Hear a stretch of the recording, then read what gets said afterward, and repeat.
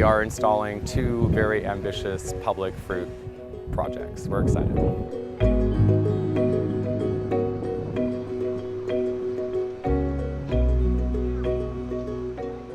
We are in the south side of Columbus at the corner on Reeb Avenue, about 100 yards west of Parsons Avenue. This is a free fruit park where anyone who wants to come is welcome to go ahead and help themselves. We have 40 fruit trees, all sorts of different varieties. We have a couple dozen grape plants of various varieties, and we also have 21 large pots, they're called the historic pots, that are filled with strawberries. And again, anybody can come and pick them as they want.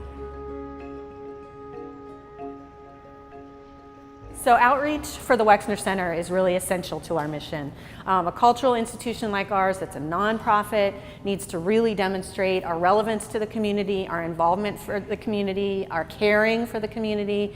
While we have a super interesting and exciting venue here on campus and we want people to come here, we also need to demonstrate the hospitality of going to the community and reaching out and doing things in their neighborhood as well. You know, it's funny because some people have a hard time understanding how what we do is art. Even though we're artists, it might look like something else to them. And that makes sense because people really want art to be a painting or maybe a photograph, or they think it needs to be a sculpture made out of bronze. And we're really more open-minded about what art can be, and we think it's okay that we use fruit trees as part of our material making, the way other people might use acrylic paint. Most of what the master gardeners do is weed, weed, weed.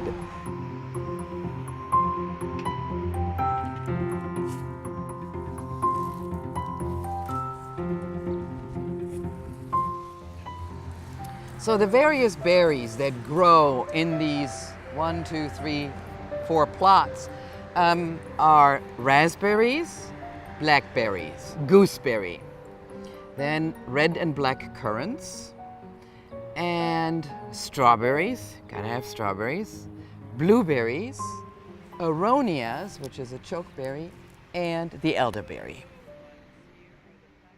Fallen Fruit began in 2004 as a response to a call for project concepts or ideas for a magazine.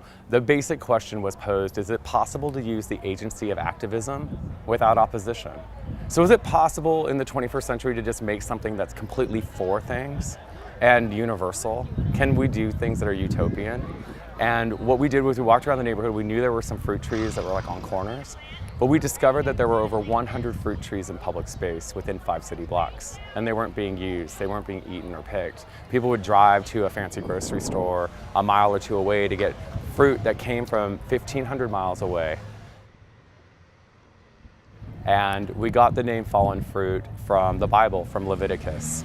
And it's the citation that basically says, do not reap the edges of your field or vineyard to leave the fallen fruit for the stranger or the passerby. And so the origin of the project is very idealistic and hopeful and very much thinking about humanity, but in ways that are still about neighborhoods, and they're also about being practical and really thinking about the 21st century.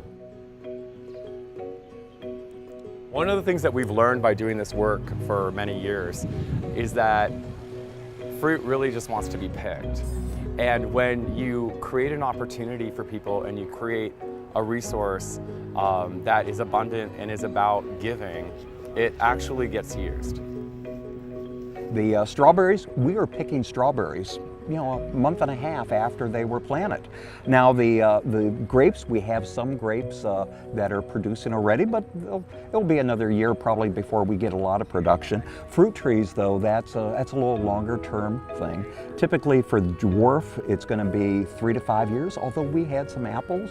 We have a beautiful Asian pear 15 months after it was planted. We should be getting pretty good fruit production here by 2019, 2020. What we're interested in is changing the dynamics of social space in a neighborhood, the way a park works. And so why can't a park in the 21st century just happen to be a place where you go get some strawberries?